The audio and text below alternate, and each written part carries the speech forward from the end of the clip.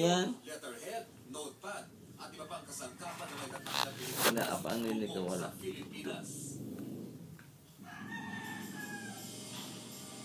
Yun, kokak. At mga kasama po Kokak. natin dito sa studio ang tagapangulo ng Komisyon sa Wikang Filipino, Commissioner Virgilio Almario, Right. isa pong national artist.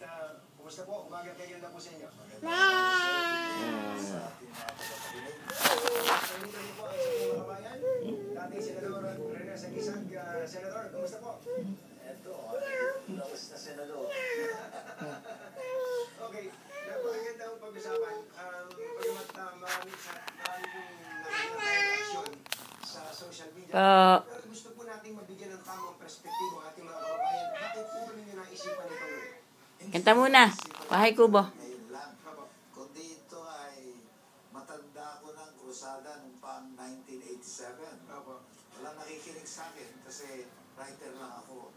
Ngayon naging taga-pangulo ako ng Komisyon sa Wikang Filipino. Kaya biglang siguro may nakinig na sa akin. Ngunit nung pang 1987 kasi, para mabigyan ko kayo ng konting historical perspective. Ay, kailangan mo na ba kami? Ating konstitusyon ay Wala, kapasama ka.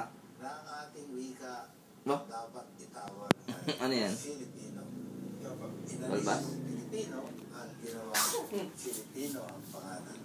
Kaya nung pang 1987, nagkaroon din ang pagbabago sa alphabet. Kasi daw yung alphabet natin ay masyadong Tagalog. Yung abakada. Ano to? Wala yung mga titik ko, wala yung mga Sino may gawa niyan? na nasa ating Ang tawag dyan, antena. wika. Halimbawa nga yung F. Straw. Yung F kasi pagka punta ka sa Ngeka. Cordillera, halos lahat ng wika sa Cordillera may F. Kaya Ifugao. Meron ding F ang mga Pakantahin mo. ang mga Ano yung kanta daw? Kay mami daw ang Bahay Kubo. Ay, ng happy birthday. wikang katutubo. Happy birthday muna. Noon, ang aking naging proposal noon pa, kung tatawagin talaga natin ang ating wika bilang isang Sampung mga daliri, kamay at paa, dalawang tenga, dalawang mata, ilong na maganda. Hindi natin may F kasi yun naman ang original na Dito, play. Dito, sakay ka dito, sakay. naging bilang yan. Sakay ka dito, dito. Siso. Abakada.